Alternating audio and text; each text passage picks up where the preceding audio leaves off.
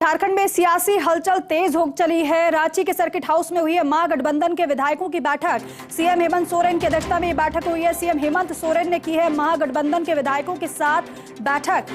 बड़ी बात यह है कि हेमंत सोरेन की पत्नी कल्पना सोरेन भी बैठक में मौजूद रही हैं। कोई बड़ा फैसला ले सकते हैं हेमंत सोरेन, ये बड़ी खबर इस वक्त की आपको दे रहे हैं। हालांकि इससे पहले दिल्ली स्थित आवास पर टीम पहुंची थी हेमंत सोरेन से पूछताछ के, लेकिन वहां पर हेमंत सोरेन नहीं मिले थे। लेकिन कई घंटों के बाद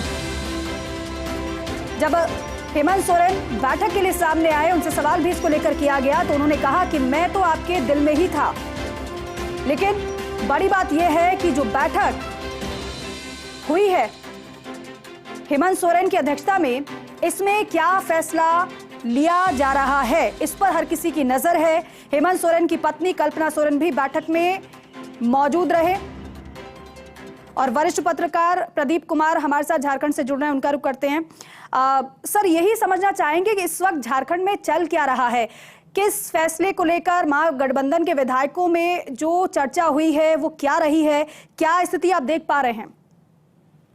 देखिए, ये तो कल से जब से ये सूचना आई कि हेमंत सोरेन के दिल्ली स्थित आवास पर ईडी के अधिकारी आए और ये इसको लेके काफी उहापोह की स्थिति रही। लगभग 40 घंटे से ज्यादा समय तक यह उहापोह की स्थिति बनी रही और पूरे देश की नजर टिकी रही कि आखिरकार हेमंत सोरेन है कहाँ।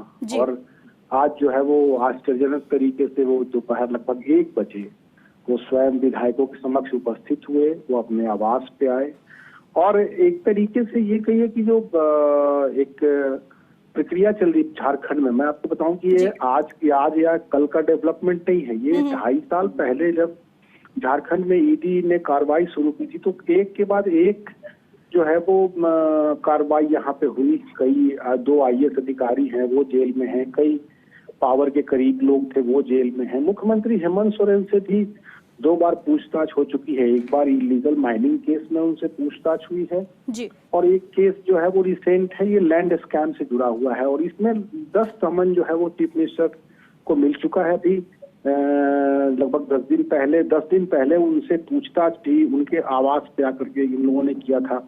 ये उसी प्रोसेस का एक हिस्सा है जी। और इसको जो रूलिंग पार्टी है ये मान रही है कि इनको सरकार को अस्थिर करने की कार्रवाई हो रही है, क्योंकि ये साथ जो है वो भाजपा का साथ नहीं दे रही है, केंद्र सरकार के साथ नहीं है, तो ये एक्शन लिया जा रहा है। तो एक मायने में ये कहा जाएगा कि सरकार को बचाए रखने की जो कोशिश है, जो एक्सरसाइज है, ये हेमंत सोरेन अपनी सरकार को बचाए रखने के लिए कर रहे हैं। और अभी कहीं ना कहीं से जो विधायकों का जो मेजोरिटी है वो इनके पास दिख रहा है जी। सरकार झारखंड में 81 विधायकों की जो है वो ये विधानसभा है।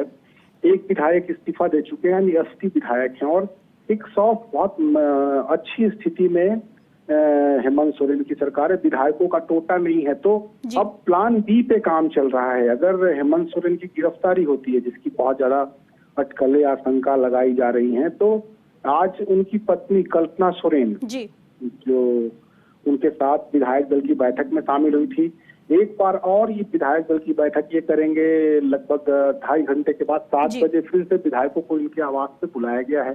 तो ये संभावना जताई जा रही है कि कल्पना सोरेन चीफ मिनिस्टर के तौर पे जो है वो उनका नाम आगे किया जा सकता है। तो ये माना जाएगा कि सत्ता का हस्तांतरण भी झारखंड के भीतर हो सकता है, जिसकी बहुत अधिक संभावनाएं जो है वो देखी जा रही हैं।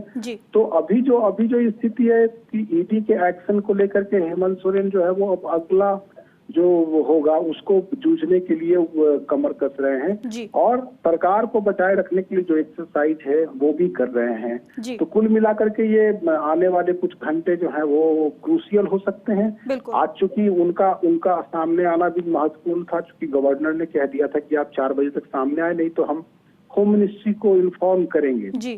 तो एक कॉन्स्टिट्यूशनल क्राइसिस की स्थिति भी थी झारखंड में। तो जाहिर तौर पे अब ये जो अटकलें आशंका थी कम से कम इनके सामने आने के बाद थम गई हैं। अब ये देखना होगा कि अगर सत्ता का चेंज होता है या फिर इसमें भी तकनीकी अड़चन आएगी, क्योंकि अब स्टेट असेंबली के भी इलेक्शंस होने में 11 महीने से झारखंड में।